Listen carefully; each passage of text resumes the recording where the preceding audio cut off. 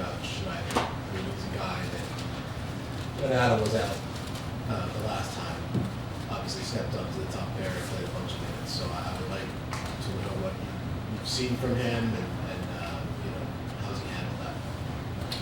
I think Schneider is a real competitive guy. I think he defends extremely well. I think he handled it.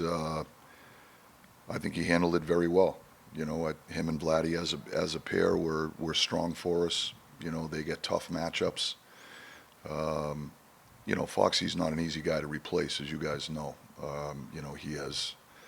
There's an elite level to his game. In particular, his game with the puck offensively, whether it be, helping us transition out of our end zone or his ability to generate offense coming off the offensive blue line, or what he does for us on the power play. There's so many aspects of Foxy's game that are elite, that are hard to replace.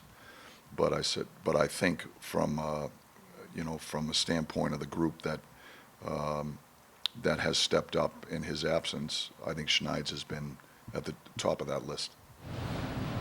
With Igor out, have you talked to Jonathan Quick about just his comfort level playing consecutive games and maybe even back-to-backs? And just what's your plan? And trying to obviously make sure he also gets comfortable. No, I haven't spoken to him about that. My plan is we're going to feel this process out. Obviously we've got a lot of games here in a short period of time.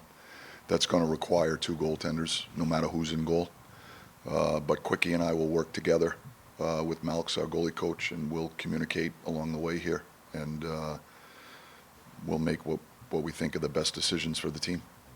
Going through the experience of not having Fox for a stretch recently, does that put anything at the forefront of your mind as far as what it takes to weather the storm without him? Obviously, I know you talk about Schneider stepping up. Collectively, you need guys to all step up a little bit, but does it change anything as far as game planning, the way that you feel like you guys need to play on a nightly basis to have success?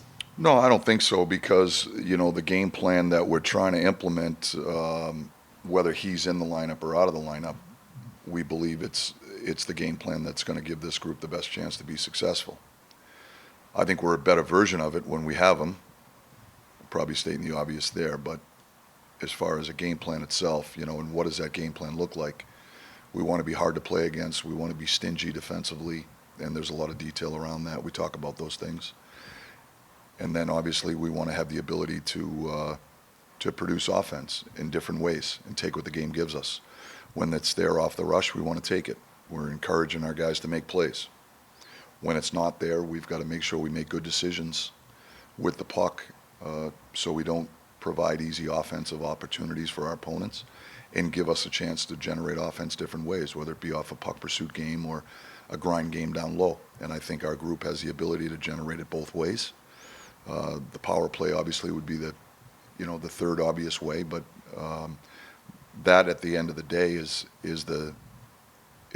what we think is the recipe for success. Where do you stand on your deep look collectively, how they've done with transitioning pucks this season, and then when they're in the offensive zone, being able to get pucks through traffic and deliver them to the net? I think we're a work in progress. I think some nights we're better at it than others. Execution is something that we try to harp on all the time, getting back to pucks. We work on, breakouts almost daily, just on retrievals and exchanges, and, and a lot of it is, a lot of it boils down to execution, and so we try to work on those types of habits that help them in those circumstances, having an idea what you're going to do with the puck before you get it, shoulder checking when you go back for a puck on a retrieval so that you understand where pressure points are, where the options might be. Our game plan, we should have some predictability within our game plan and knowing where our guys should be and what the options are. So these are things that we work on a daily basis to try to help our guys continue to get better at it. So, it's probably a long-winded answer, but I think at the end of the day,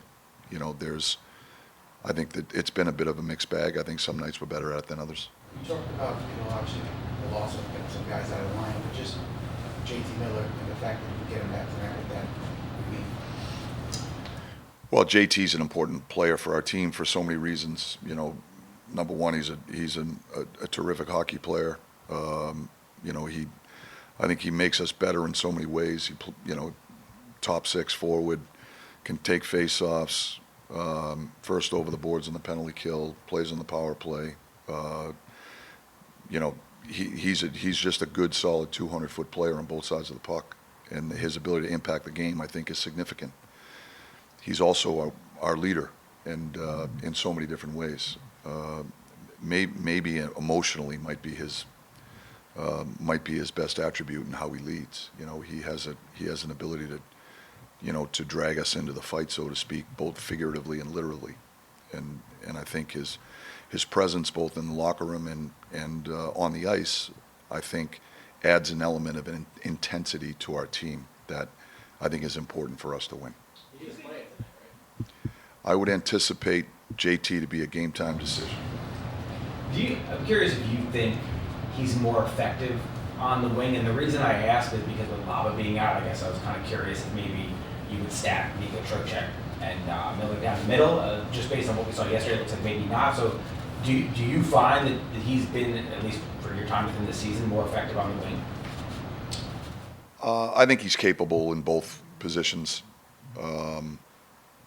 I think when he plays with Mika, there was a certain chemistry there. Whether they play center or wing, probably the only way you can decipher it is where they line up on the faceoffs. I would probably say the same thing with Troch and him when he plays with Troch. Sometimes he's down low in the defensive zone, so he understands how to play the position. He's very good at it. And I think there's chemistry that develops over time with those types of players and I think that's one of the values or one of the benefits when you have guys that are center icemen that have the ability to play the wing, because it gives you flexibility there, not only to move guys around line-wise, but within the line itself. There's flexibility there with depending on how the play develops and who's the first back in the defensive zone, things of that nature. And there's a comfort level, when he plays with either JT or Troch, Mika or Troch. He's a lefty, they're righties. You've got really good face-off guys on both sides. There's a lot of value there, but I think he's very capable of playing either position depending on what we think the needs are for the team. Maybe I'm stating the obvious, but you value that, at least at this time, over the balance that it might create by having all three of them in the middle? Yeah, so the question is, and you guys have asked me this on a number of occasions, I'm going to give you the same answer. The question that we try to answer is, is it balance and spreading them out, or are we more of a threat when we load the top six? And a lot of that depends on who's in our lineup, how many, who's playing well. And I don't know that there's a right or a wrong answer. I think it just depends on circumstance. And that's a daily conversation, a running conversation that our coaching staff has. You mentioned yesterday how Gavrikov has perhaps impressed you even more than you thought offensively, and I was just curious, at what point did you start to realize that maybe that would be the case? Was it soon after he got here in training camp? Was it Goal number 7.